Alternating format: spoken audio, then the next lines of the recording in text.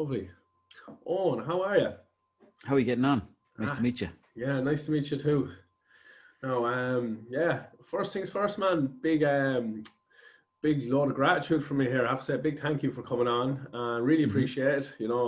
As a fan since back in the day, when you first kicked off the Hardy Bucks, always been watching your stuff. So yeah, it's good to have you here for the old chats. Thanks very Living, much. Thanks for the support over the years. Much appreciated.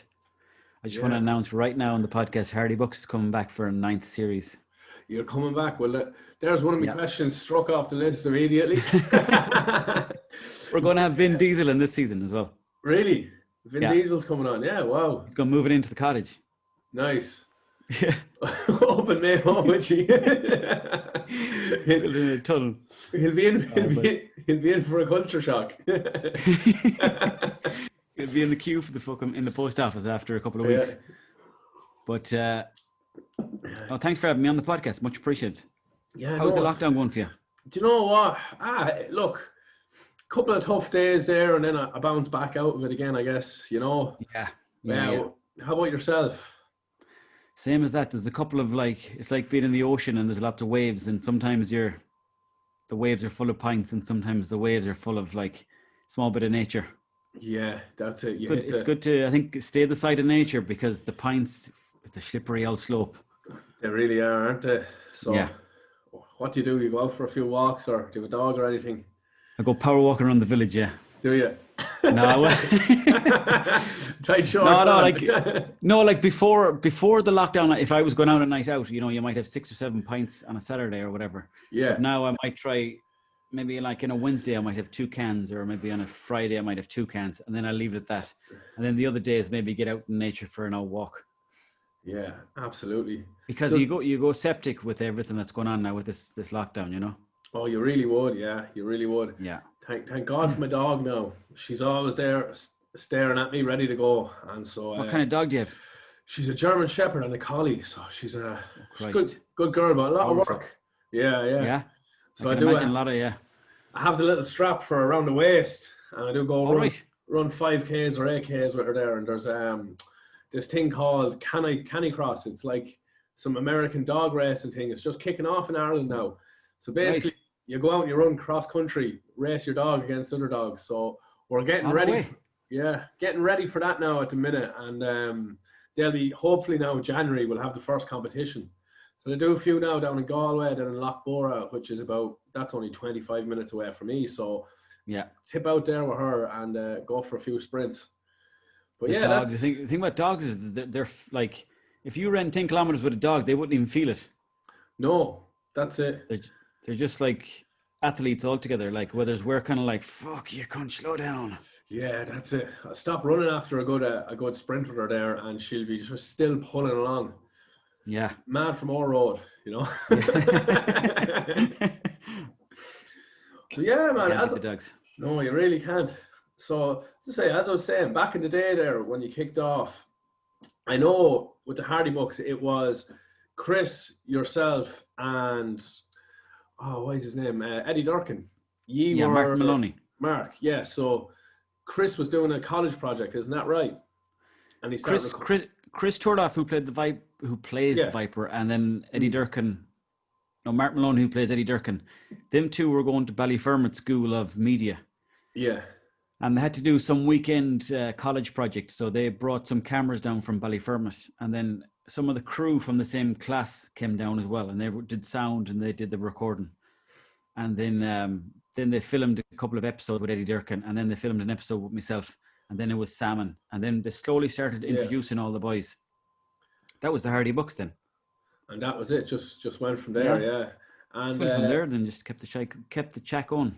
Kept the shy talk going, and it just flowed, worked for you. Kept pumping. Nice. And so what you did, your whole mini series then before you got onto RTE, didn't you? Yeah, we had it was like 4 demos that are on YouTube. Hardy Bucks the demo, and that was just really for a bit of messing around. But then someone said to us we should enter this competition called RTE Storyland. And we're like, what's this you speak of, Storyland? And then they're like, you can get money for this. So we're like, we'll definitely do it. Right, fair enough. So Yeah. I think there was like 200 people in the competition, and then we got down to the final 20. And then someone said to us, if you can win another round, you start getting paid a few quid for every episode. So, we were thinking, fuck, handy money for talking shit. So we just said we did another episode. We got through to the final 10, and then we started getting paid like 300 or 400 quid an episode each. So we were like, this is lovely, just for like meeting up, having the crack, because we weren't really doing much different than what we were doing normally. Only for now there was a couple of cameras there, and they were just recording us all the time. It was like a reality TV show nearly. Yeah, because literally. we were kind of playing exaggerations of ourselves, but at the same time, it still was us too. After a few drinks, there wouldn't be much difference between our real self and the character. Yeah, that's pretty cool. Went from there then. Yeah. Nice. And did you find then? So obviously, it wasn't really scripted or whatever. You'd probably put down like a vague little outline and just run with it. Then, would you?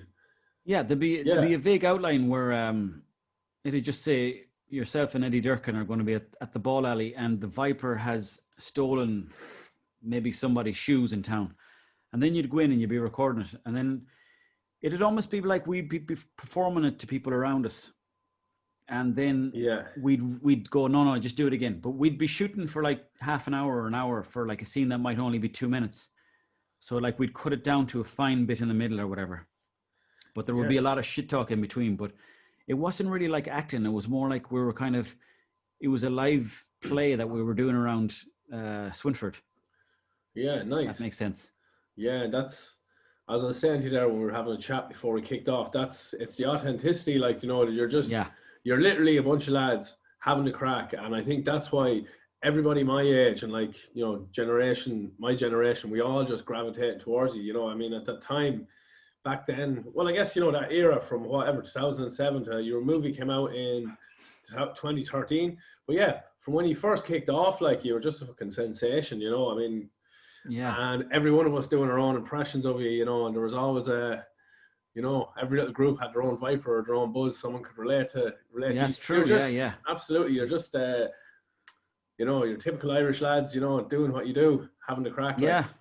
I think it was because we were kind of like doing the dance around the town, and we were drinking as we were going, and we were kind of chatting to people, and we kind of half weren't taking it seriously either. We were thinking, sure, nothing's going to come of this anyway. So it was a lot of kind of like variables that worked in our favor, that the kind of groups of lads you'd see in most towns. But we just kind of got lucky with it really, and kind of went from there, anyways, thankfully. Yeah. But and it was great memories. Yeah, I can imagine. Yeah. So you're coming back on camera. You're coming back pretty soon then, and have you got that filmed, or is that gonna you're gonna start? No, I was only cutting. You're only cutting, were you? Yeah.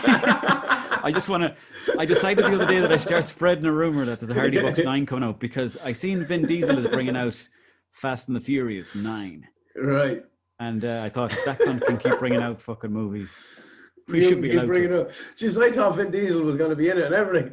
Oh, fuck, yeah, well, if anyone asks, tell him that he's going to be in it anyway. Yeah, that's fucking gas. It's like he's going to play my ass double. Is he? That was stuck to the cheeks there for the show. And so fucking, when you signed up with RTE then, right? I can imagine, was that a little bit different? Like, because obviously now you're working with... You had to get circumcised. Did you? Yeah, just like myself, except I got that done in North Africa when I was 4. I know. Oh, no way. Yeah. Christ. My dad's Algerian, my mother's Irish, so. All right, okay. That's kind of. He was Muslim, but not really. He drank and he was over here. And he didn't really practice. But that was just the one kind of thing was, I was given the schnip when I was young, and then it was funny. Go for it. I was listening to Algerian rap there about 3 days ago. It was called Badagio or something like that. Oh, I'll have to send it to you. Yeah, do actually. I was going for a bit of a power walk around the village, listening to this. It was like, oh man, it was just. I'll send it to you after. I don't know the name of it, but I'll send it to you. And how did you come across that? Well, I typed in German rap because I wanted to go for a run, but I wanted to get something that had a bit of a kick. Yeah. And the way like you'd be so used to like American rappers or maybe English kind of the rappers, but I typed in German rappers to see what would come up, and then it was like German Algerian kind of rappers, and they were like all around a booth, and they were Right. singing some song called Badigio, but like everyone was kind of like bouncing inside a studio, drinking cans and smoking. It was like a Yeah. good time. Nice. But Nice. sorry, I Yeah. interrupted your story anyway. No, you're all good.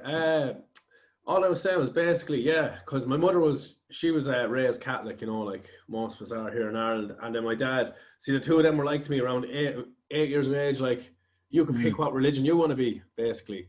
And Right. sure, I was like, okay, well, if you're one and you're the other, you know, maybe I'm just going to keep thinking about it. Still haven't made a decision, you know. Still Yeah, thinking yeah. about it. It's a tough decision, you know. Yeah, absolutely. But as a kid, it kind of highlighted like you know, well, you're both my parents. I both love you. I love both of you. You know, so Yeah, like, yeah. what does it really matter if you? Maybe you don't have to choose. Exactly. That's the whole Yeah. thing. It kind of, yeah, give me a different perspective on it, I guess. Yeah, But, that's a true in. Yeah, that's a good way to think about it. Yeah. Yeah, and I was out in Thailand around 2021. I was out there for a couple of months doing MMA, doing Muay Thai and that, and I kind of gravitated towards Buddhism. It's over there. I don't know. I like the way they did it with the temples and that sort of stuff. And it's not like, it's more of a way of life, you know. It's like a philosophy, they say, is it? Exactly. Yeah. Yeah. Yeah. So you're into your meditation yourself, are you? So you're transcendental. I follow the sensei that is Steven Seagal. Steven Seagal. No, I try to get into meditation nowadays, but I'm just slowly getting into it. But it's good. Yeah. It does feel good. Absolutely, I'd say, are you good at that? Are you? I'm all right at it. I've been dipping in and out now since I'm 19. Guess I needed it as a young lad, you see. Very, very angry kid, you know. Gotcha. Gosh, yeah. You know, as like I had me things that I needed to deal with, and it kind of fell in my lap, and I was like, this is bullshit, you know. And then I gave it a couple. You went through the wild phase. Yeah, that's it. Got the ego out of the way a little bit, and then it worked. Yeah. You know. That's the thing. Yeah. Yeah. I think everyone has to go through something like that, anyways. You know. Absolutely, yeah. It's the journey. The journey of the hero, or whatever. The hero's journey, yeah. That's the one, yeah. Carl Jung, Jordan Peterson say. So yeah. He's back again. What was the story with Jordan Peterson? I seen him. He was on his daughter's podcast the other day, and he was crying at the end, going, "Thank you very much." Kermit the Frog. Yeah, he sounds like Kermit, actually. He does, yeah. But I thought like it was funny how like a man he seemed to be so in tune with his own mind, but yet he kind of seemed to he had to go to Russia or somewhere like that to get these infusions or something, no? He got a benzo addiction. So basically his wife was going through cancer, and I guess the whole media storm, everything going on with him, you know, throwing himself into the line of fire, getting into all these heated debates and constantly being on the go. He's just wore him down over a while, and so he was on these benzos, ended up highly addicted to them, and I'm not sure exactly what it was, but I know that he wasn't in North America and Canada and America. They weren't going to give him the treatment. They said it was too dangerous to do whatever detox to come off the benzos. So he went over to Russia and he did whatever operation over there, and that ended up making him even more sick. So that was last year, but he's just recovered and come back now. Yeah. He's an interesting one. Have you listened to much of his stuff, or even the Joe Rogan podcast? Yeah, so some of it I have. Some of it I really enjoyed over the years, you know. It's like you dip into it for a while, then you dip into someone else for a while. But he seems to be always like trying to be sound anyways. But I don't know if he's right all the time, but he seems to be quite sound. Yeah, no, he does. He's got good intentions. He's like most human beings, you know. He's you know, everybody can't agree with anyone 100%. You know, you have to just kind of do your own thing as well. But it's absolutely, like, you take a little bit from here and there, and exactly, you know, you go with it. So come here, with the Joe Rogan podcast there. So Alex Jones was on, right? And a few people they've been saying to me, right, 2 hours, 52 minutes into it, right? You can hear Joe scratching his ear. And then all of a sudden, because Alex Jones was pushing that he wanted to come on for the whole election, right? And all you hear is Joe moves his earpiece a little bit, and you just hear this woman's voice going, "Relax, we're here." And now someone's saying to me, they're like, "Oh, Trono, is Joe working for the CIA? Has he been compromised? Has someone got him?" I don't know. It could have been just the takeaway outside, no? It could have been a takeaway outside. He was fucking ordering the pizza, DMT fucking burgers. DMT burgers. I don't know. Jeez, Yeah. I didn't see that. I didn't see that part of the podcast. But no. What did Alex Jones say about it? About the noise. Does he know about it? Like, he must have seen that video then, did he? I haven't heard what Alex has said about it. No, I was in with my friend who was a tattoo artist. We were having a chat, and he tattoos the Joe Rogan podcast, like, so he's constantly has it on. But he copped it and showed it to me. He reckons MK Ultra. Joe's been compromised. So I was like, I don't know. Do you know what the thing is? No, I think what happened with Joe Rogan is that every time you read an article about Joe Rogan now, it's like the man paid 100 million by Spotify, and now it's like it's all about drama in Spotify, and people are apparently striking within the company saying, they don't think Joe should be allowed to show these videos, and it's kind of like it's almost like the media. I think the media is nearly done with Joe Rogan, and now they want to turn the direction with him and make him into a bollocks, so that it seems like people are kind of turning on him maybe because he's making so much money. Yeah, absolutely. And as well, the whole cancel culture thing, like, I understand why people don't like Alex Jones and that he's fucked up and he's made a few mistakes, but he's come out with some wild shit over the years, and it's, again, time and time again, it's been proved right, like, Yeah, some of it's been right anyway. Yeah, not all of it, but yeah, but like, again, who speaks the truth? Who speaks like the perfect right thing all the time? Nobody. It's hard to bloody know. It's hard to know what's going on with the whole COVID thing, though. Yeah. But it's definitely it's too much information about the COVID now, between the newspapers and the radio and everything else. There's that. We're overwhelmed with the information about it. Like, yeah. But just before we go down that rabbit hole, one thing you were saying there about DMT burgers. Yeah. Yeah. Have you ever had one yourself? No, I never had a DMT burger. I didn't even know they existed. But if they do, send me over one. Yeah. Yeah, I'd love to try one. Would you? Yeah, no, Joe's a brave man. Like, I mean, he'll try DMT, but he won't fight you. Yeah, exactly. Yeah. That's the thing, you see. Like, that's where he draws the line. He'll have the DMT burgers, but he won't fight against Mayo's hardiest man. Probably Ireland's hardiest man. But I always did have dreams of cruising over to America though on a plane, just getting dropped off outside his gaff and just like pouncing on him. Yeah, but obviously that'd be the wrong thing to do. It'd be the wrong move. Did you ever get any reaction, any word back from him? No. I mean, there was a video. I think there was a video. Someone sent me before a video where he was searching for Irish bare knuckle fighters or something on YouTube. Yeah. And he was scrolling up, and then there was a quick picture of me like this with the fists up. But then Jamie, the lad, had gone past the screen, so so like on his podcast for a second, but it's on the CV anyway. Yeah, absolutely. It's one of them things now. Maybe we should try get a petition so we spam him. Get everybody to spam him with that video until he finally watches it. See, does he accept the call out? Yeah. I'd love to. Some crack. I'd say it'd make your career if you're on Joe Rogan. Oh, it would, yeah. Sure, you get there someday, I'd say now. But the thing is, if I ever did get onto Joe Rogan, right, and then I came back to Ireland, every time someone would see me, they'd be like, "That's the lad that was on Joe Rogan." I'd be known for the Joe Rogan lad. Do you think? Every time I was getting a job, they'd be like, "There's the lad that was on Joe Rogan." Yeah. You're in. And then I come on stage and be like, "All right, lads, I was on Joe Rogan." Yeah. And then people would be asking me questions about Joe. Yeah. They wouldn't be asking about fucking Mayo anymore, or no, drinking a few cans. You'd be defined by Joe. Yeah, or how the sale of Mitzi turbos went through the roof. back in 2010.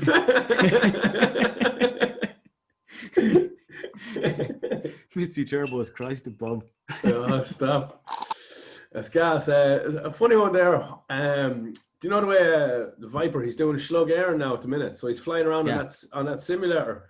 One of my friends, he owns a coffee hut. It's called the Little Coffee Hut, right? And he was flying through Offaly, and so he stops, and you can just see Chris. He's like, "The Little Coffee Hut. Sure, we'll call it here." And he goes in, clicks into the fridge, and he starts looking at all the photos, looking at the scones, looking at the porridge. So I went out for a coffee the next day, and Mark's looking at me. He's like, "Do you know what the fuck is slug Aaron? Do you know who's this fella? Like, who's the Viper?" He's no idea. He's like, I'm after getting fucking 25-star reviews on my phone here. People have never been here saying I've got the best coffee in Ireland. Oh, no way. Yeah, That's some yeah. influence, that is. It is, isn't it? Fucking look at That's that. brilliant. Three That's fucking brilliant. wide. I guarantee you that goes 3 body deep. So you can. So how does that work? You can play a game that you can give reviews, or did someone go on to Google and put on the reviews after? So basically, what's happening is they're flying around on their plane, and Okay. so Chris gets a lot of people who'll just follow him because when he's flying around the world, and it's like a real-time flight simulator. So if you want to fly to say France, it'll take you to whatever 3-4 hours, like.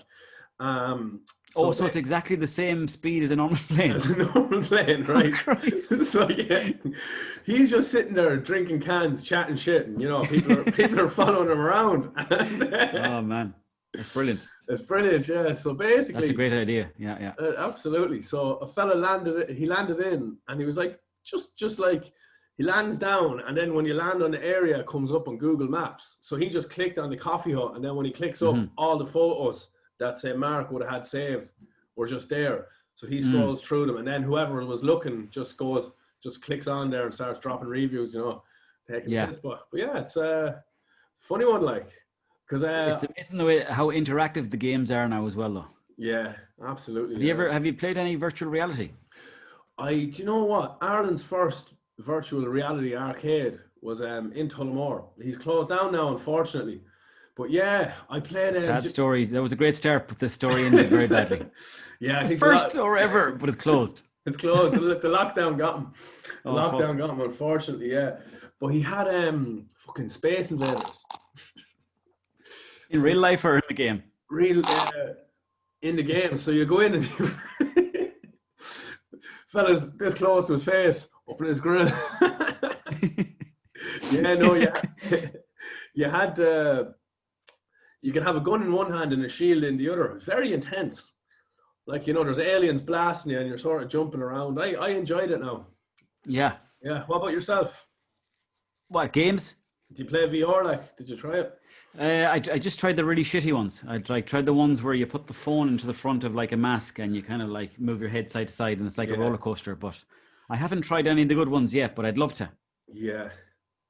But I see how advanced it's getting. I'm not sure how I feel about it because, like, imagine you had a game where you could be 100% interactive with the world that you go into, and you could just say to yourself, "I'm going to stay in bed all day, but I'm going to put on this mask, and in the mask, I'm just going to hop into a Ferrari. I'm going to drive into town. I'm going to go for do whatever you're going to do, and then it's just like you'd be more like inclined to go for that kind of life because it's just a choice." Yeah, absolutely. Or like a Grand Theft Auto one where you're like, I'm just going to go murder a lot of people here for the day. Exactly. Or drive around robbing cars, and then, you're in that world all the time, and then, you lose it. It's fucking probably be a very, very, very addictive drug, really, at the end of the day. It would be.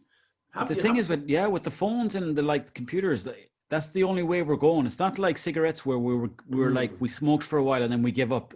With the internet, we're only getting deeper into it, and it's getting to a point now where like you can't be born without a phone, or you can't be born without seeing somebody on a phone all the time.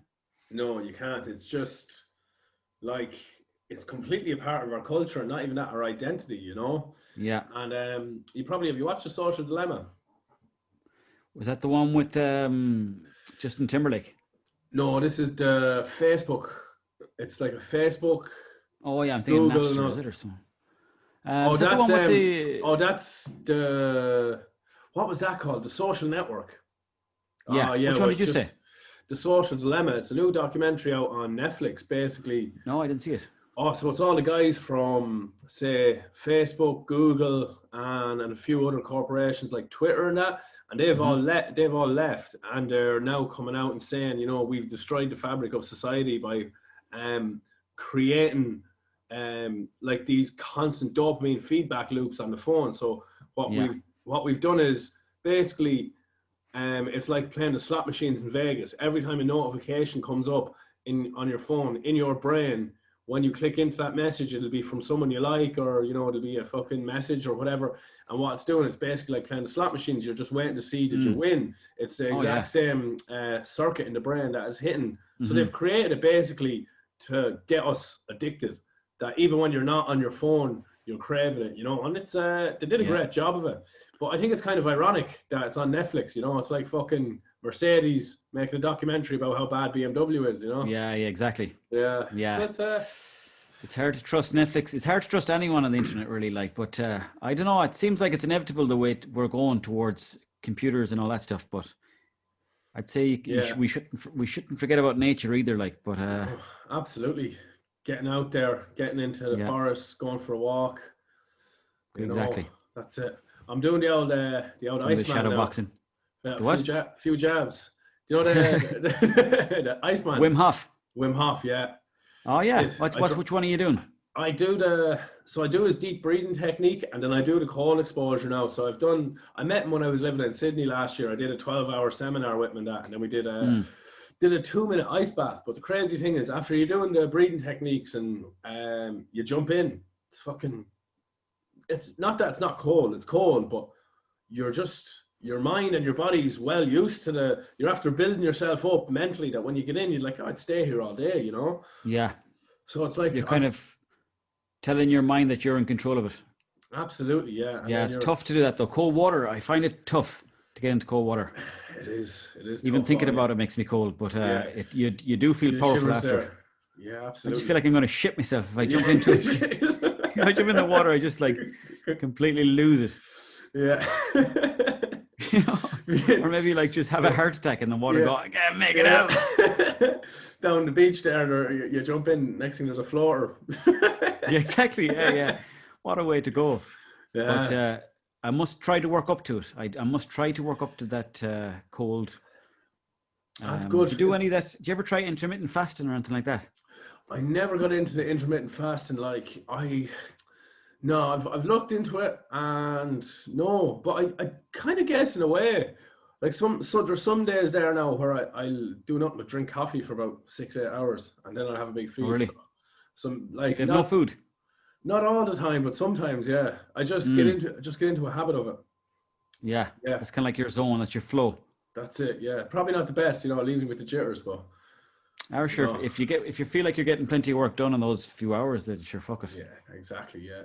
That makes a bit of a difference, But so what's the crack then? What are you doing for the lockdown? Like, do you have a little press ups? Just press ups every day. Press ups. As soon as I get up. Yeah. I know. I'm just doing my own podcast, and then I'm doing a bit of writing and doing just trying to do a few videos, few sketches when I get a chance. Yeah. And that's that kind of stuff too. Just trying to do a bit of writing and trying to write stuff that I can find funny for myself, and just try to I suppose because like the thing about Instagram and Facebook and all these things is like you have to keep turning over the material all the time. So since the lockdown, I've kind of been like slowing down a bit and just trying to maybe like rethink about what kind of comedy I want to do. Absolutely. So that's what I've been doing with that, and then just doing a bit of. Besides that, really just doing a bit of hanging around Mayo, meeting the parents when I get a chance, Nice. When the government allow. Yeah. When the overlords give you permission, Exactly, yeah. But I moved into a new part of Mayo here, like, because Mayo is a fairly big spot, but I moved into a different area. But at the beginning of the lockdown there, the guards, they'd be pulling all the time.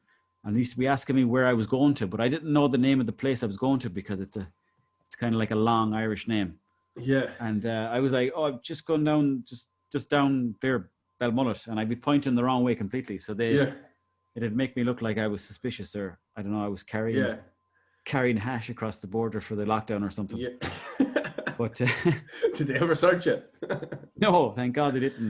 No, you got away with it. So no, that's it. I'd say, got the hash. Fucking exercise my Fifth Amendment. Got the hash through the borders. Exactly. Yeah. Yeah. And did you ever smoke hash now, like obviously in Amsterdam, or was that just all a joke? It was all a joke. All a joke. You never touched it. I could imagine. Never smoked it in Galway for many years. Never did. Fair enough. Never bought nodges. 16ths and 8ths. Yeah. And I think everyone did the hash years, Absolutely. But it was only about 2 years. Only about 2 years. Fair enough. Because I found it made you very lazy though. The hash is just like you'd be smoking and you'd be like, oh God, I just want to go into bed for 9 hours. Yeah, that's it. Then you'd end up sleeping for 16. Yeah, exactly. Yeah. Just double up for no reason. Yeah. And fucking. So with Around the Fire then, what's the crack with that? your 3-part series. It was meant to be a 4 or 5-part series, but then because of lockdown, then they said, "Oh, we can't do these last 2 episodes because we think the country will be in lockdown for 2 or 3 weeks." And then cut to 15 years later, and now we're like, no, cut to a few months later, and you're still waiting, Still waiting, yeah. So those 3 episodes are up there on RT Player, but that was good old fun. Yeah. Nice to do something for RT anyways again. Yeah. But I think the way forward, I think, is to do stuff for yourself though. Although it's hard because you've got to do most of the production yourself. I think that's probably the best way if you want to, I suppose, what are you doing it for in the first place if you're not doing it for yourself? Exactly, yeah.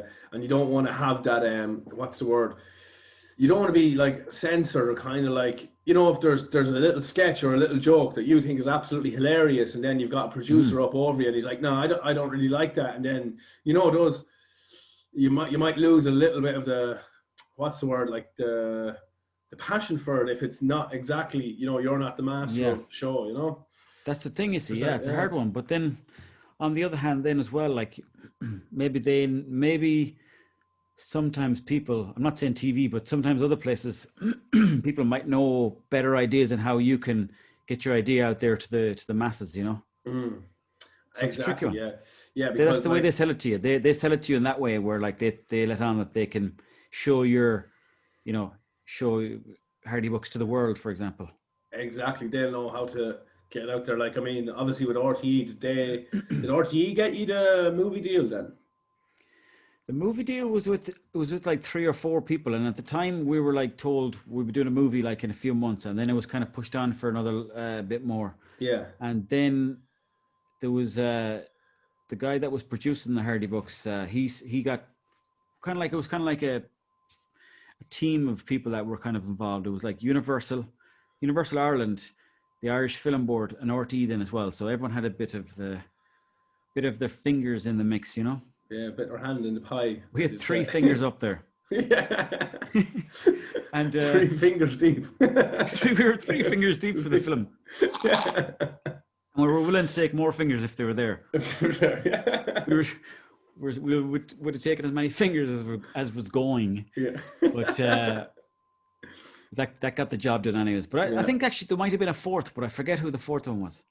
Yeah. Because there's loads of these companies in Ireland too, and that they give grants for short movies, they give grants for like homegrown movies, or they give grants for different reasons. That's mad, yeah.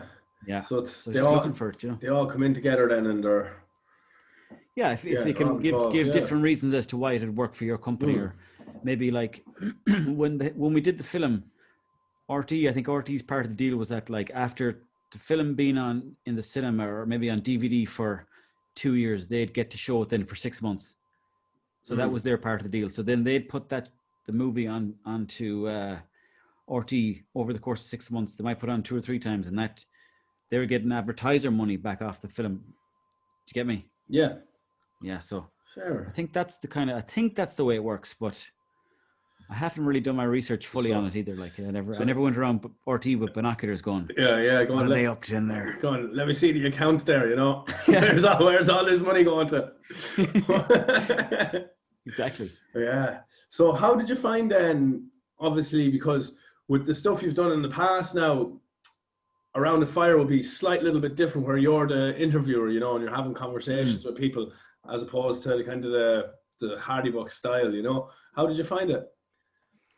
Like the thing about the Hardy Books is that I'll always cherish was that like there was power in numbers, because there was like always at least, well, there was times where we're on the screen on our own, but like there was plenty of times where we'd be on screen together. Like, and if you're beside your mate chatting shite, you're always going to be having a good time. Like, Exactly, and if you're on camera, it's almost like the two of you are performing a dance together. So it's kind of good fun, like, but when you do something on your own as well, like it is, you kind of have to, at some point of your life, you have to get out of the nest as well, otherwise the mother crow will throw you out of the nest. Exactly. Yeah.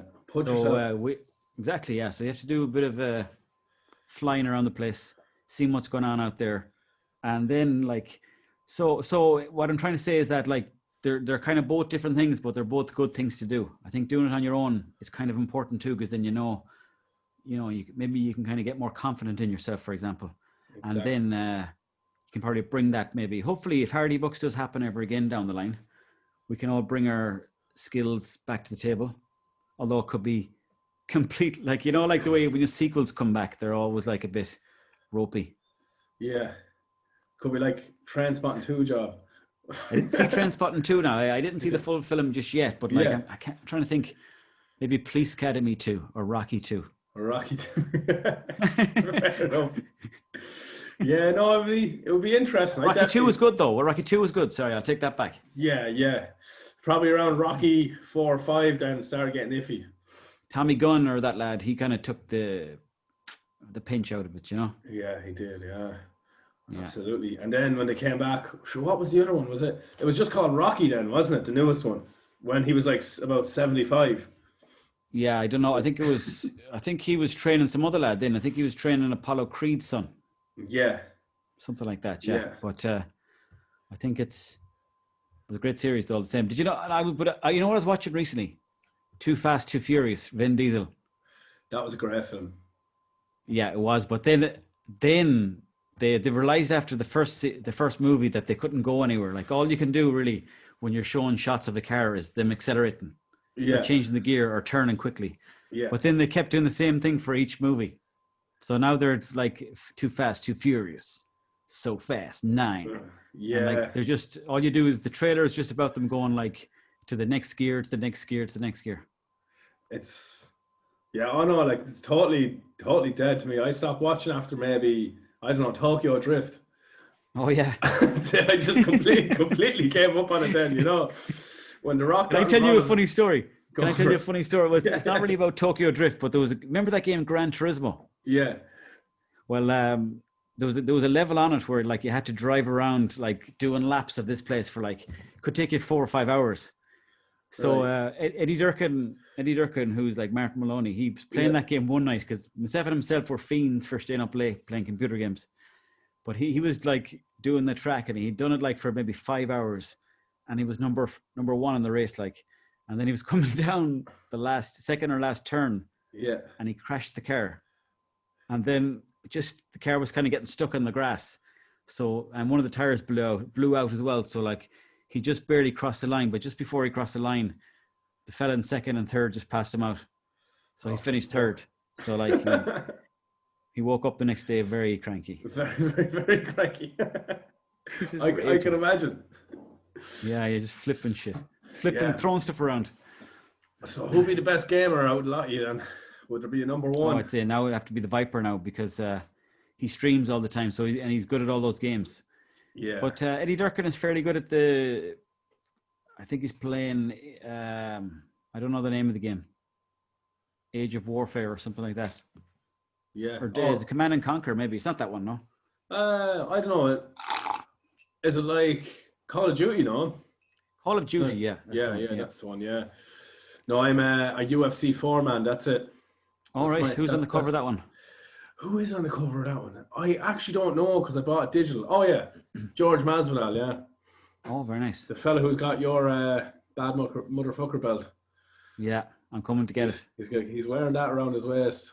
Yeah, he's going around everywhere he's going around everywhere selling tequila, wearing pajamas with the belt. Yeah, himself. But he's a great man to watch, though, isn't he? He is. I love watching him fight. Yeah.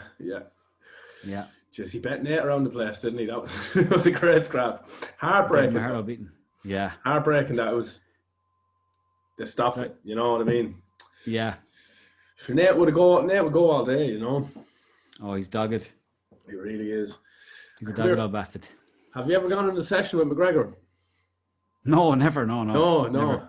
No, the only time I ever met him was well, actually didn't even meet him, but he was sitting in front of me at a UFC event in Dublin. Oh, nice. Yeah, I was sitting behind him, and then like people were coming over. This was like, he wasn't at the height of his fame at this point, but he was on the way, and there was people like coming up to him saying, "Can I get a picture? Can I get a picture?" And he was like, "Yeah, no worries, yeah." And he was kind of standing up, and he had really kind of sharp posture, and he was wearing a suit, as you can imagine. Yeah. And then the fight started. That was it then, really. Right. So you didn't chat him at the time. That was before. That was before he was in the UFC, was it? No, he was in the UFC then. I think he had fought a Brazilian lad at that time. I forget his name. Diego Brandao, yeah. Yeah, I think it was Brandao, yeah. Brandao, yeah. And I think it was just after that fight there. And then I think it was the night Paddy Houlihan was fighting in the 3 Arena. Yeah. Yeah. Same. Oh, yeah. So they did. Cottle Pendred was fighting Paddy Houlihan and a few other guys then. Yeah, yeah. Oh, I was on the beer with Rory McDonald that night. Really? Yeah. We were drinking whiskies. Oh, he's sound. Is he? Yeah. Yeah, he's great crack. But he's like, he's got such a fresh face. And then he's also like, he's kind of timid, you know? Yeah. But then like, I said, just like, we were doing something. And then I said, just throw a kick there. Can I just see what your kicks are like? And he threw a kick into the fucking air. And I never seen kicks so high. I was like, fucking hell. He's just so flexible, you know? But at the same time, we were drinking whiskeys and like we were getting fairly steamed fairly quickly because he had a place upstairs where he could just show his card and he could just get in, right? And they'd be like, we had a fridge in there, so we'd be drinking a few whiskeys. And then he was like, so where do you normally go? Like he was kind of like wondering where the local hangout bar was. Yeah. So he was kind of like, he was up for the crack. Yeah. And I was like, fucking hell, I thought UFC lads were meant to be fucking like really tight. I didn't think they drank, didn't think they partied too much. But he was like, it seemed like he was up for the crack anyways. But what happened then? Oh, then actually, before this, by the way, we were walking in. I was hanging up with them. You know that G Hotel there in Dublin? Yeah. The one where they shoot first dates. Yeah. We were in there drinking before the UFC started. And then some guy goes, we're going to go this way, sir. Because Rory McDonald's coach is from Cork. Or he's got family from Cork. Okay, so he's American. Do you know the fella? I don't know him, no. I do know he used to train in TriStar with Faraz Ali. Yeah, so he did. Yeah, exactly. Yeah. But he was like a soldier the way, like he was showing me pictures of himself and he was like just like a soldier altogether. Like a proper kind of like tough dude. But he said to me, if you do a call out video for Rory, I'll get you to meet Rory. So that's how I got to meet him in the first place. But anyways, I was at the G Hotel and then we were going downstairs. Some kind of security guard brought us downstairs and I was walking with like 5 other lads and I knew Rory was there as well. And I was looking around, I was like, these lads look kind of familiar a small bit. And there was 2 lads at the front, I didn't know who they were. And then when I was in the lift, I looked around to the side of me and I was like, is that Arlovsky? And I looked up and it was like this big looking fucking, I don't know where he's from again. Is it Belarus, is it? I'm not sure. Andrei Arlovsky, I'm not sure where he's from. I would say Russia. Yeah, but you know the fella? Yeah, I do know the pitbull him, lad. Yeah. He was huge. And he was wearing caterpillar boots. I was thinking I was only wearing slip-ons. Yeah. I need the steel toe caps on. Yeah. I was wearing steel toe cap boots. Yeah. Ready to bait, lads, then go fucking win a day's work. And a white vest, just like shadow boxing in the lift. Yeah.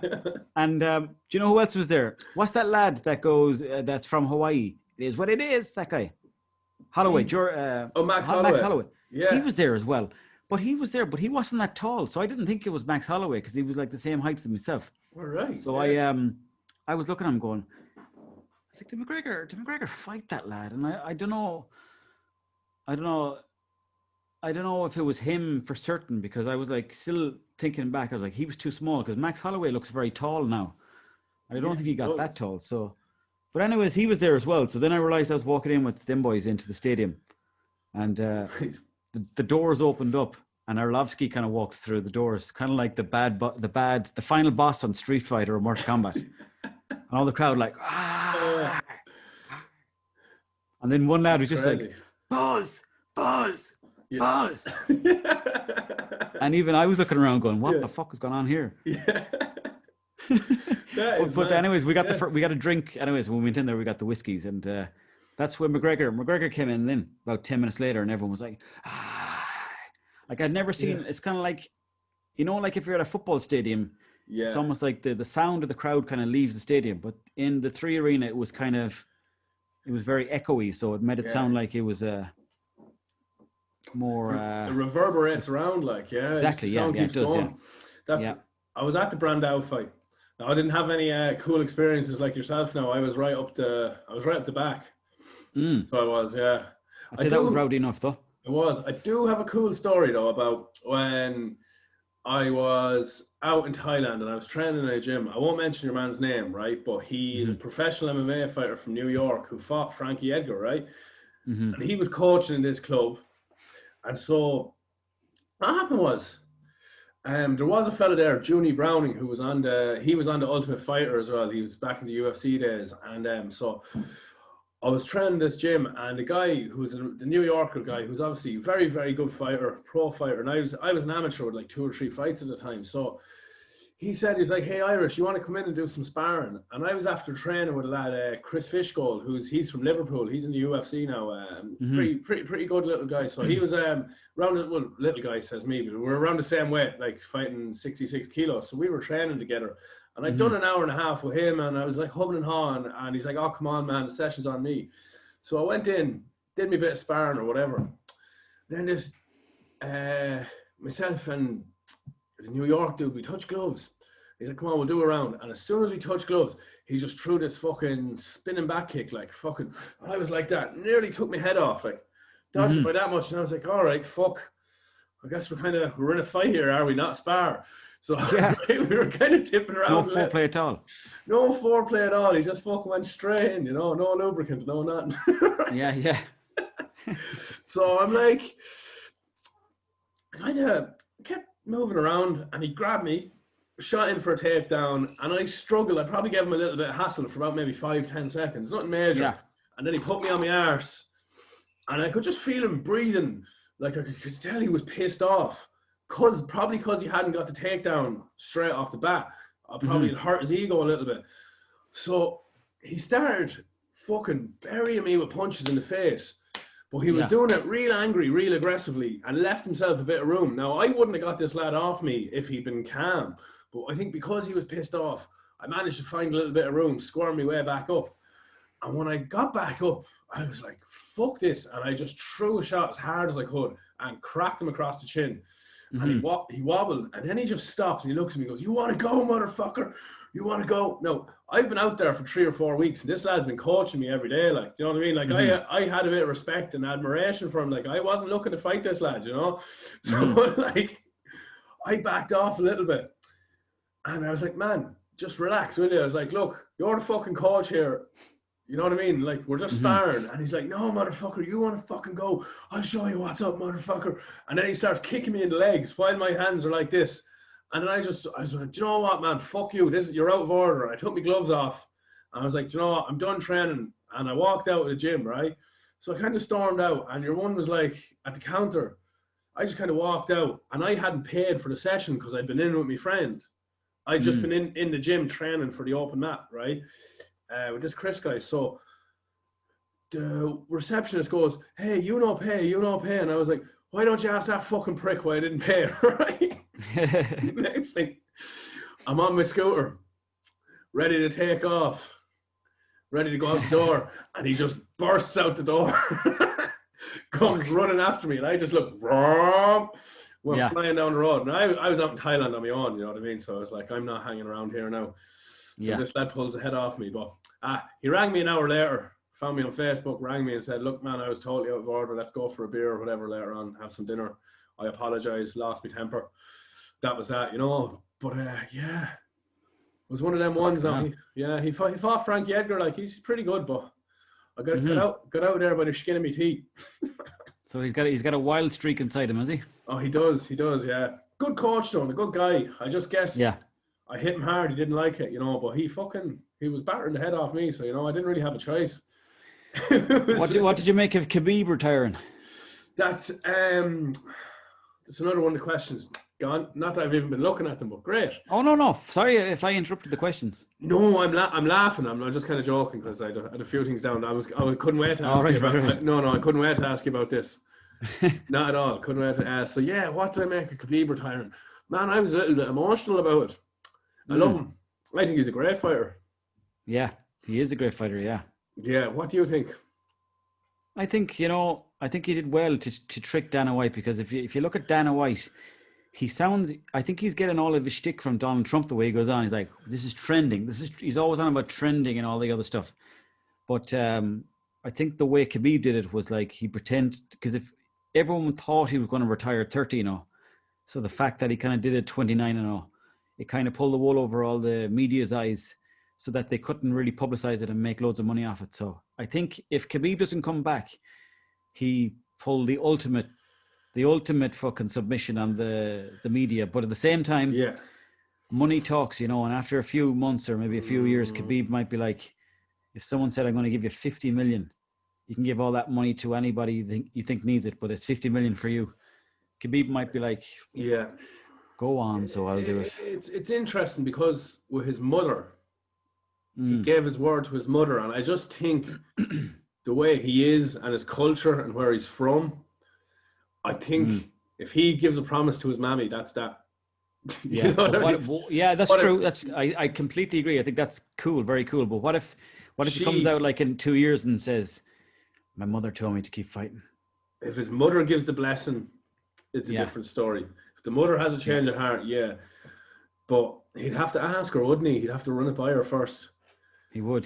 It seems like that's the case. There, which is kind of cool. I like. You have to admire that about Khabib. He seems like a man that's like not kind of tied into money. No, not at all. It's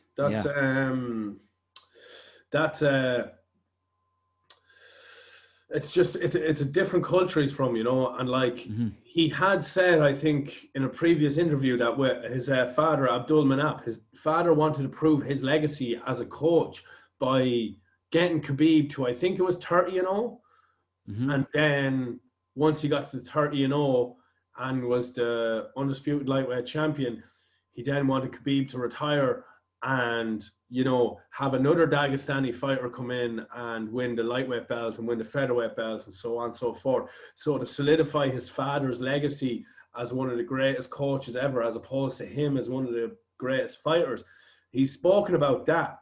So, it'll be interesting to see, like the likes of Zabit Magomed Sharapov. He's very good as well. He's fighting a featherweight, like. It's an interesting one. Of course, as a fight fan, I'd love to see him come back. Like, so hopefully the mammy does. Of course, the mammy does. But like, no one's near him really at the moment, are they? No, I mean, John Jones is having a hissy fit. John Jones is going wild over there. Yeah, I know you've seen that. He's not happy about this whole greatest of all time talk. The GOAT. Yeah. So we all know exactly. We all know Artem's the GOAT.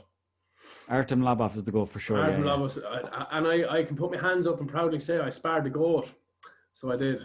I'd say that was tough. Oh, jeez, he battered me around the ring. Now, when he's not a dickhead... I'd say he's wild in there, yeah. He is. He's not a dickhead either now, He knew he was levels above me. And I was an amateur fighter, and he was just, tipping around with me, Yeah. Tipping Seemed around. like a nice guy. Yeah. And he's a good guy. He'd hang around with you there, have a chat. Like, because I used to... Because when my coach, Kieran, who was running SBG Tullamore, he would have fought for... Back in the day when SBG was in Long Mile Road, so before they had the big Concord gym and that, he would have been training there and training and sparring. So I fought in the same ring as Conor, actually. Fought in the same cage, not in the same night, but obviously, but the same ring there that was bought. And it was back in Port Leash. He fought in it when he fought this Russian guy, and Kieran was backstage, but they forgot to say his nickname. So it was just around this time Conor was training. Conor was about to fight Ivan Bushinger in for the Cage Warriors title. No, I don't remember that. I wasn't really into Cage Warriors at that time. Yeah. So this would have been, I guess 2010, 2011. So a couple of years before that, Kieran was on the same show as him, and what he said happened was they forgot to say Conor's nickname. So he was backstage in the show in Port Leash. It was Celtic Gladiator he was fighting on at the time.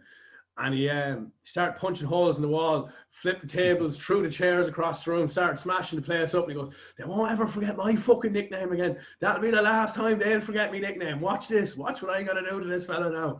So he went out then and smashed your man's head in. But I remember Kieran telling me before the Bushinger fight, he's like, yeah, no, he's a talented man, but Jesus, he gets very intense backstage, Like, he takes this thing serious. So yeah, that was that. And they never forgot his nickname. They never forgot his nickname again. I doubt it. Yeah. I doubt it. Sorry. Anyway. No, I don't. I don't know what I was going to say there, but who would you say is better, John Jones or Khabib? That's a good question because they're two different weight classes. Like if Khabib was a light heavyweight, I'd put my money on Khabib. You know what I mean? Yeah, but is Khabib cutting too much weight though? Is he? Probably. Like I think all them like there's a lot of people in UFC cutting too much weight, and if you're like kind of having to lie down on the floor and put towels on top of you, I think that seems like an awful distance to go. It's dangerous, you know. Yeah. What you're doing, dehydrating your body. I know from personal experiences now. I did it twice, and I said I'd never do that again. I said I actually go on a diet for 6 weeks now, rather than put myself through that 24 hours of hell. You know. Sure, yeah. Like your. I reckon Dana should have to cut weight while they're cutting weight. Do you think? Just to see how annoying it is, because he seems to get bigger during the weight cut. He does, doesn't he? He's bulking up in the creatine and the steak there. Exactly. Yeah, he's benching in the spare room. Yeah, down in the lobby of the hotel, eating all the good food. Boys are being carried by him on stretcher. Treating the kitchen like a buffet, just putting his hands into drawers, touching stuff. It's mental, isn't it? Like the amount of money he makes off the show compared to the fighters. Like I'd say they do deserve more. Definitely in the UFC, they could. Yeah, they do definitely. Yeah, definitely. But at the same time, he's got no competition, and he's a bit of a cowboy, though, Dan. I'd say, but that's the nature of his business. To make as much money as they can. Oh, you don't get where you're at without stepping on a few toes, you know. That's exactly. Yeah, you don't get to Dana White's level without being absolutely addicted to money. No. What do you reckon now? Money and power and fucking success. That's it. Yeah, it's a tasty treat. It really is, isn't it? Who do you reckon would win now? Gaethje or Conor? I'd say Conor beat him. Yeah. I think Gaethje's too open. I think he's too standing there thinking he's like he's obviously very, very tough, you know, but I'd say McGregor probably got better like stand-up skills. Oh, he'd wallop him, I think. Yeah, I think it would be a good fight because I think Gaethje's got a chin in him, like, you know. Yeah, he does, yeah. So he'd take a few slaps and he'd keep coming forward, but he's going to get knocked out eventually. I'd like to see it. Do you know what? You know the days I miss? I miss the days of the likes of Tank Abbott, Fedor Emelianenko, them kind of boys. Yeah. Or Randy Couture. Randy Couture, yeah. Kevin Randall, man. Back when they were absolutely slapping the heads off each other, like no holds barred. You know, Wanderlei Silva. I used to live with a Polish lad in Galway before, and he used to just do. He didn't speak much English, but he goes, "I like MMA," and I was like, "All right, did you do some in Poland?" He goes, "Yes, but there was no rules," and I was like, "Oh, what? How do you mean?" He goes, "I just fighting lads on the street." Yeah. If you're just in Poland fighting lads on the street, the way he was selling it to me, he made out Polish lads to be the toughest lads in the world.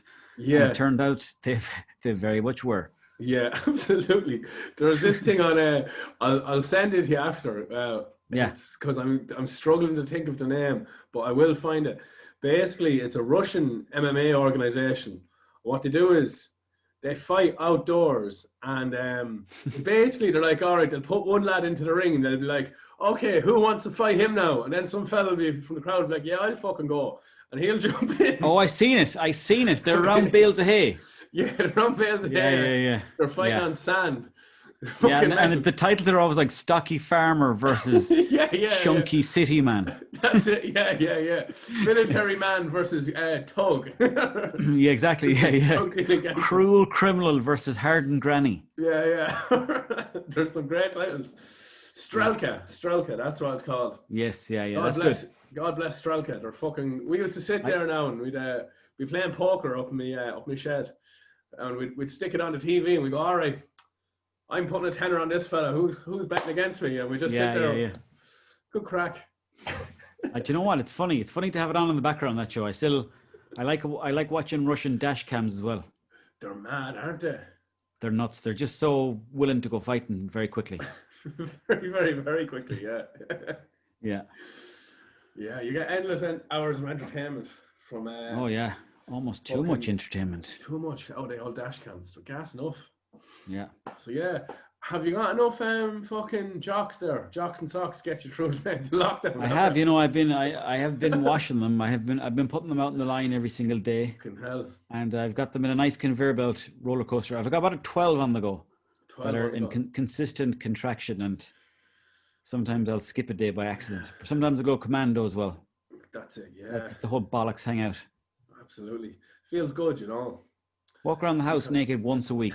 Then tell me who you are. Oh yeah, fucking reconnect with yourself. You're like an animal, Exactly. Yeah. Now make sure you pull the curtains because you will have neighbours looking in. Yeah, absolutely. They'll be ringing the guards on you, Exactly. And then, what's it like there with the COVID? Is it strict? Yeah, it is. It is strict, yeah. Now, the family business is an Italian restaurant, which we've got going for almost 20 years now. The thing with that is we're doing all right with takeaways. What's the name of that place? Sirocco's. So if I drop your name when I go in there, would... Oh, free pizza, a couple of beers for you there. Try out some Peronis. If you're ever down this way, you're ever passing through, come on in. You'll see me tomorrow now outside. Sirocco's. Let me in. Yeah. We did this thing... I'm not going to say it's my own idea because it's been around, but I introduced it to to Tullamore, the carbonara pizza, where you get they get the carbonara sauce, throw in a little bit of tomato sauce as well, just a little bit of a mix there, and then put your chicken, obviously loads of bacon and whatever else. I would do it with either I've been a fucking vegetarian for over a year now, but I would do bacon, bit of chicken, maybe some onion, and that'd be it. But the cream sauce on the pizza, surprisingly good, Yeah, does sound good. You're making me hungry now thinking about it. Yeah. It's been an absolute hit, so it has, since we brought that one to. That sounds nice. So you're mixing carbonara with pizza. Yeah, basically, yeah. Bringing the two together. I like it. So it's kind of creamy pizza, is it? It's like a creamy pizza, yeah. I like the crossovers of lots of different stuff that people would look at me and say, I can't believe that you've dipped a spring roll into a pot of tea. Or yeah, I'll dip anything in tea. Yeah, like I mean anything. Really? Dip the second. Yeah. Chips and I think it gives the tea a good color because it puts hair on the tea. Yeah, chips and ice cream there. Oh Christ. Yeah. Oh, you never tried it? Chips and ice cream? No, I wouldn't have that. No, that's too much. Chips and ice cream. That's a good one now, so it is. That absolutely hits the spot. And what you reckon? I know we're touching on super fights, but this is one. Who do you think would win, salmon or the viper? Oh. See, the thing is, salmon, the viper would be quicker over short grass. It's like the snake and the rabbit, You know that story about it's not really a snake and a rabbit. I think it's a turtle and a... But for this case, we'll say a snake and a rabbit. A snake would slither along the path, and he would he'd move up to the finish line. But then, salmon, being the rabbit, would sprint because rabbits are fast too. So they'd be up there at the finish line about the same time. Yeah, and they'd both orgasm at the same time. Lovely. Which is what you do after every fight. You orgasm with your partner. Yeah. I think that would take the edge off UFC if the two lads had a big wank after every fight. Wank after the fight. Little background cameras, and they are just watching. Got the Kleenex out for the boys. It's the only thing that Dana White comes into the ring for.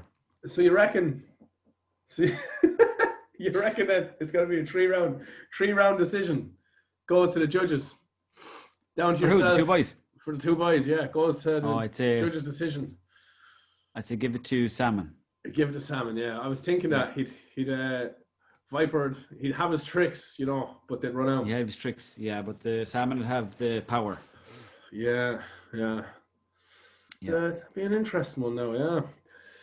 Actually, that was Halloween. God, Halloween 2014, 2015. I had a couple of pints with him now, to be fair. And he bought me one or two as well, the Salmon. Bless him. Right. Yeah. Where did you meet him? Skeff. Oh, yeah, you said that, sorry. Yeah, no worries, yeah. Yeah. He's a sound skin, Mike, and Chris. They're all sound skins, Mike. But Salmon, I know Salmon the longest. I've known him since I was 3. Wow, yeah. And he's a solid dude, he's always... Nice. Yeah. He's a good guy. Yeah, absolutely. He's very funny as well in his own way. He's got a good kind of cadence to his jokes. Yeah, that's it. I wouldn't say, I don't know, starstruck the word, but I couldn't believe what I was seeing, you know what I mean? Yeah. You're having a pint there's a fucking salmon. So I have to go over and join him, And Yeah, so how long would you all know each other since your teenage years, like since 10 or 11 or younger? Well, I know Sam. Excuse me. I know Sam since I was about 3 or 4, and then I know the Boo since I was maybe 11, and then French Toast since I was maybe 12 or 13, and then Eddie Durkin and the Viper since I was maybe 15. And then it all went from there. And then I was living in Dublin with the Boo, or sorry, Galway, living in Galway with the Boo. Yeah. And then French Toast was living close by. And then French Toast brought Eddie Durkin over to us. And we were all in a group together, the 4 of us. We were hanging out together in Galway. And that's where we started kind of like messing around as well. And then the Viper he was kind of knocking around there too. So he'd always be up to something that was funny. Do you know? Yeah.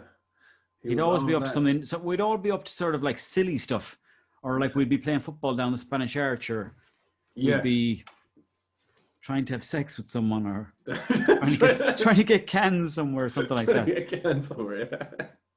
I'd say all in good taste as well. Yeah, how's the MILF doing these days? Can't she won't let me near her because of the COVID and because we broke up, like, you know, so. Yeah, fair enough. So yeah, she's still chasing. Well, like, yeah, we're hoping. I proposed that we'd have a child called COVID because of what's happening right now, COVID-19. But she said we'll see. So she doesn't want to bring a child into the world that has to wear a mask. And I said, well, we'll fight against the government. We'll do it. I'll be at the front of the house with a shotgun. Yeah. And I'll stand up for you. Ah, lovely. That's true romance, so it is. I'm a romantic, but she hasn't actually read that message yet. No, it's on 2 ticks on. She turned off the blue ticks on WhatsApp, yeah. So you don't quite know if that's her, if she's read it or not, like, you know. She's keeping you in the fucking shadows, really. You know what I mean? Exactly, yeah. Keeping you guessing, like. I was just thinking, I think they should add an extra thing in. You know the way on like Facebook it says seen, or WhatsApp you can kind of see if someone's seen your message. I think they should add a scene that you've seen that they've seen your message. Exactly. So they'll write back. So they'll be like, okay, he's seen that I've seen his message. Yeah. So I better get back to him. Then of course they could have their own button, which is like, they've seen that I've seen that they've seen that I've seen that I haven't wrote back to him. Yeah. That button's not good for relationships, is it? No, it's not. It's not. That's what it plays on. It kind of pulls. They're the little strings that they're pulling, you know, and exactly, that's on top of the sound effects and the colors. It's very, very insidious, isn't it? Like this whole thing of you didn't write back to me because you've seen the message, but sure, like, you know, I could be having a cup of tea there, and I was about to write back, and then, you know, my dog came over and licked me, or someone walked in the door, and you get into a conversation, and then, you know, you forget, and then you don't write back for a couple of hours, and then, you know, your missus has written you 20 messages going, who the fuck is she? Where are you? What are you doing? You know, that's it. It's a funny one. But, it's just that, like, the way things are now, everything is tied to the phone. Like, so you have to be on your phone now. There's no getting away from it, because when you think about it, like WhatsApp, everyone's like, oh, WhatsApp is just like, no one really talks about it that much, but it's so deep into our life now at the moment that that kind of way communicate through voice notes or through like quick video calls, stuff like that, you know. So that's kind of like the new text message in a way, isn't it? Yeah, absolutely. Don't like that phrase, the new normal, the one they've been throwing out for COVID-19, that this is the new normal, social distancing and all that. But no, it is. Technology's like, as you said, right there. Voice notes are good. They're slowing stuff down. They help me as well, you know, when I kind of get sucked in there to saves me thumbs a lot. Bashing buttons. Oh, your thumbs would be struggling if you were thumbing away too much at the keyboard. They fucking would. Put them in a bag of ice at night time. Yeah, absolutely. You know, dip them in holy water. Yeah, man. So I was gonna say just before, we're probably running over an hour there, so I don't want to keep you too long as well. I'm sure you're a busy man. I've got to take my creatine shakes in the kitchen. Do another 10,000 push-ups, a few high kicks. Exactly, yeah. No, I've got to actually record my own bloody podcast now as well. Have you? Oh, fair play. Yeah. You'll be going for the evening, so. Yeah, man. Well, 10 minutes anyway. For 10 minutes, yeah. I went to the evening now. But... No. Don't put me under too much pressure. No, I won't do. But yeah, man, thanks a million for coming on. And no worries. Thanks for having me. Really appreciate it. I'd love to do it again some line down the future, you know. We'll definitely. Yeah, let's do it. Definitely. For another chat. really enjoyed Yeah, it. we might catch you in real life or the virtual world very soon. Yeah, fingers crossed. Real life would be good, even in Sirocco's there. Come down to Tullamore for a few pints, or I come down to Norway. We'll figure it out. I have a dream that like I'm going to get a nice camper van for myself, and I'm going to stop off in every single town in Ireland and every village in Ireland. Well, every village that'll have me. I'm sure some of them will run me out of the place, but stop off in every village and just be like, "Can I come in for a pot of tea?" And then just hang around their house for the evening and just like be looking in their presses and just get to know the people. You know what? I'll be up in Tullamore very soon. Yeah, it sounds like a good idea. There's Action Bronson does a YouTube show called I've seen it. Fuck, That's Delicious, yeah. And it was over in Paris. See that Paris, I did, yeah. And that's the job. Some job. Myself and my friends, we were joking one night. We're like, we should do one and call it Damn That's Decent, where we're going around eating food in Ireland. But sure, you could be like, hey, that's tasty or something. I don't know. I don't know. It's your idea. You go first. No, you play around with the name there. I'll just take 2% of the profit. I'll slip 50 quid into the door every month. Yeah, so. Every month, yeah. In an envelope. Yeah. Sure, here we go. I'll let you go then, man. And again, thanks a million. No worries. Have a good evening. And you too, mate. Nice to chat to you. Listen, take it easy. Take care of yourself, buddy. Lovely. God bless. Sweet. And in here.